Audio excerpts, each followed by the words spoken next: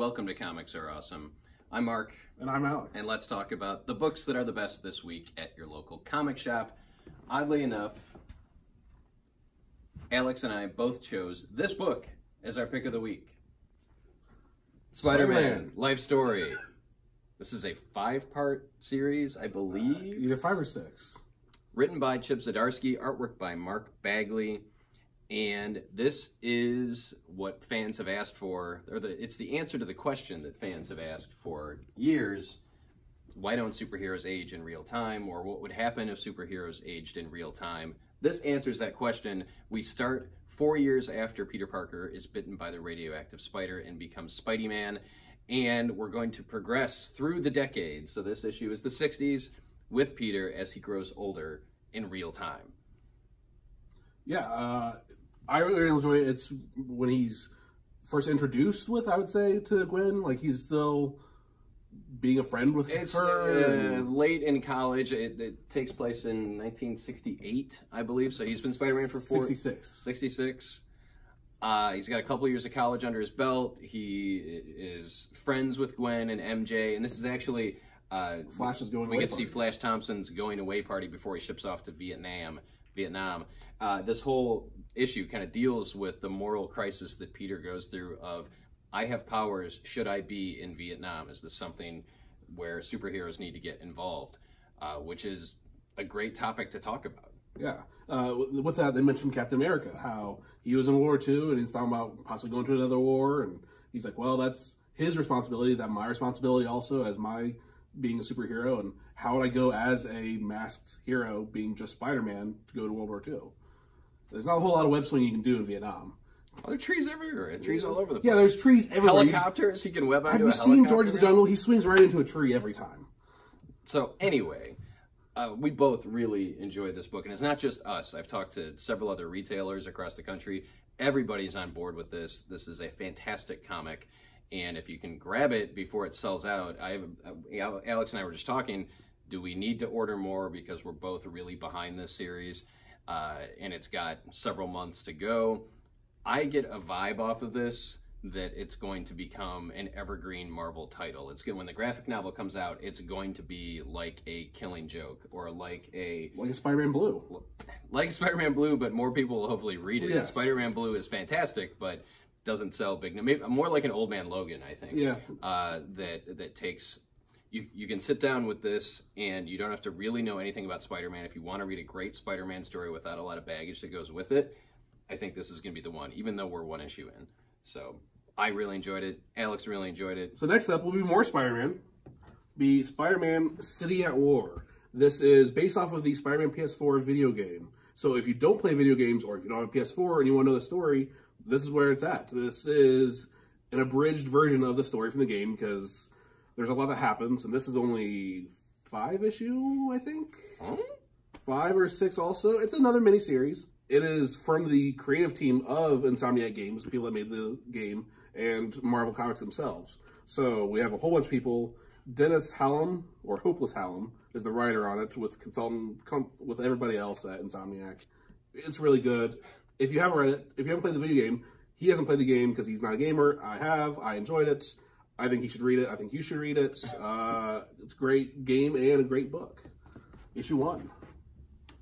And we'll round out the Spider-Man triple play this week talking about, again, Friendly Neighborhood Spider-Man. Issue number 4 is out, written by Tom Taylor, artwork by Juan Cabal. I cannot really remember a time when we've had multiple really strong Spider-Man books. You know, we've got Nick Spencer doing a great job with the Hunted storyline over in Amazing. Tom Taylor's been killing it on Friendly Neighborhood Spider-Man. Now we've got 2 new entries into that, Spider-Man Life Story and Spider-Man City at War. If you're a Spider-Man fan, it is a glorious time to be reading comic books. Yeah. Next up, we're going to move over to the A section of the new releases, to Avengers No Road Home, issue number 6. Now, why is this significant, you ask? It is because this is when Conan the Barbarian officially joins the Marvel Universe. He and the Scarlet Witch team up to fight off some bad guys in a quest for a shard of a crystal. Crystal shard, sorry, that is part of the whole premise of No Road Home. But that basically, this is Conan becoming part of the mainstream Marvel Universe, and we will see Conan on a team of Avengers called the Savage Avengers, coming out in May, which is Conan, Venom, Wolverine, Punisher, Elektra, Brother Voodoo. That might be everybody. Might be everybody. That's, yeah. I'm really curious to see what happens with that. So, if you're looking for the first appearance of Conan in Marvel mainstream continuity, it's in No Road Home, issue number 6.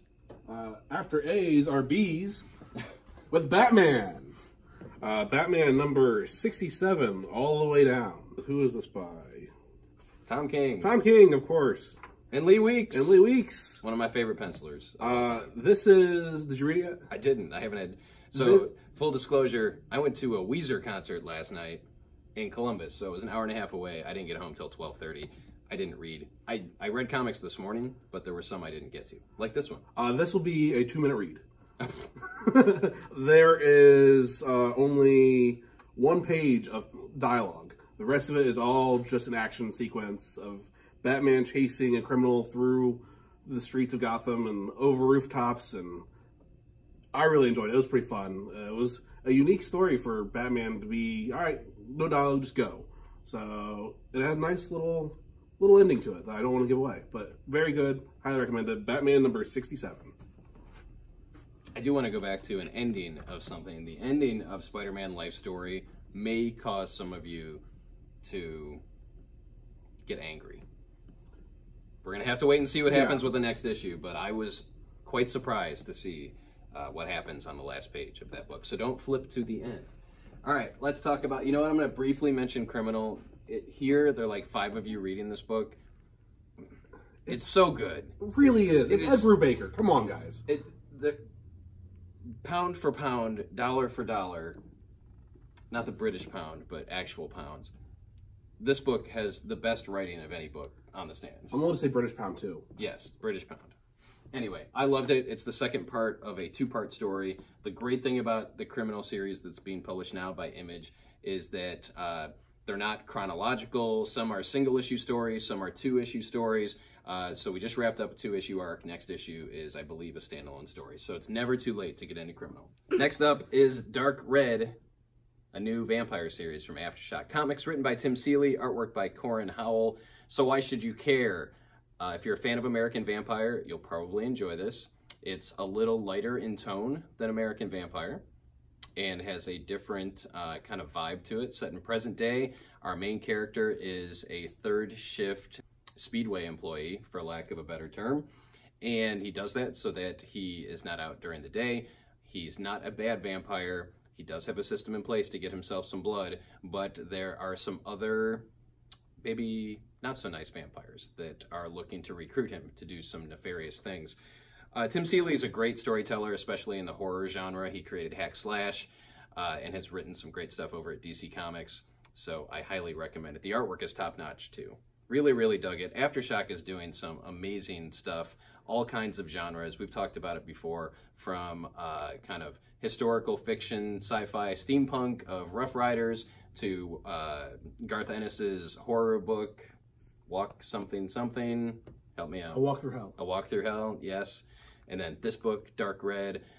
We've got Lollipop Kids, all kinds of cool stuff. But if you're looking for great quality comics, Aftershock is a great source for those.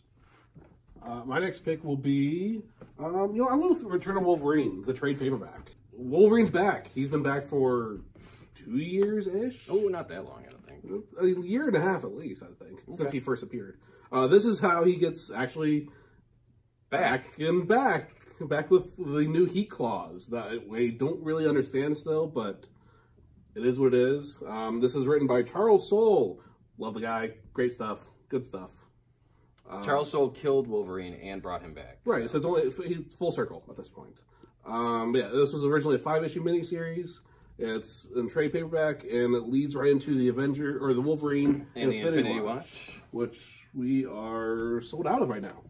So, yeah, read this and read Infinity Watch also in single issues, and enjoy the return of Wolverine.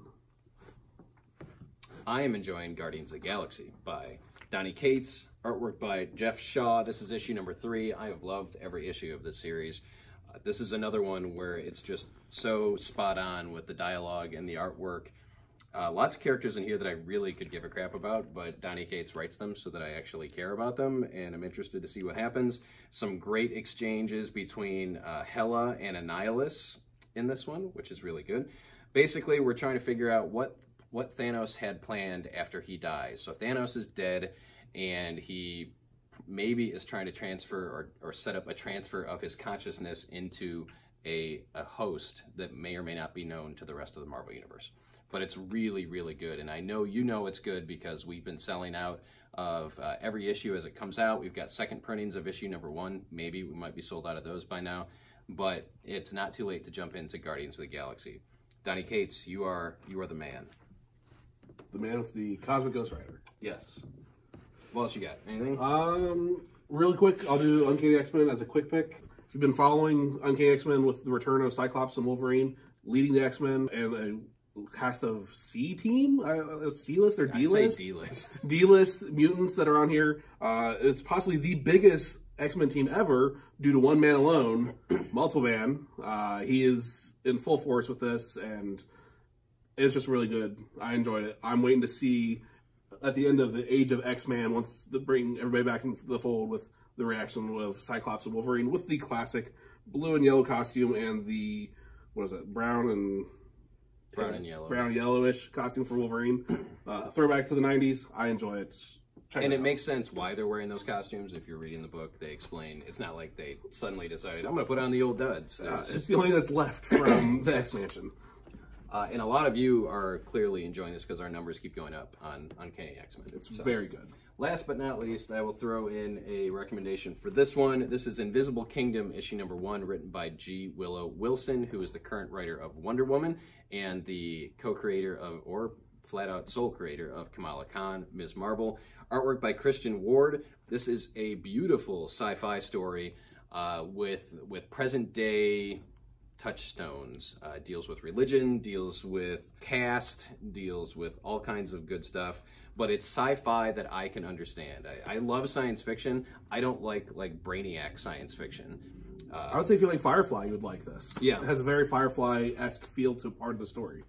And Christian Ward's artwork is top-notch. It's very colorful. It's very bright. I suppose that's the art and the inker and the colorist. This is published by Dark Horse. I really enjoyed it. If you are shopping locally here at Alter Ego, this is a risk-free buy. If you don't love it, bring it back within a week, and we will give you store credit equal to the price that you paid for it. It is a really solid week, and I still have stuff to read. I like Miles Morales, too. I like the Miles Morales Spider-Man issue that came out this week. There's stuff I haven't gotten to. Immortal Hulk's always good. I really need to get into Immortal Hulk. It's really good.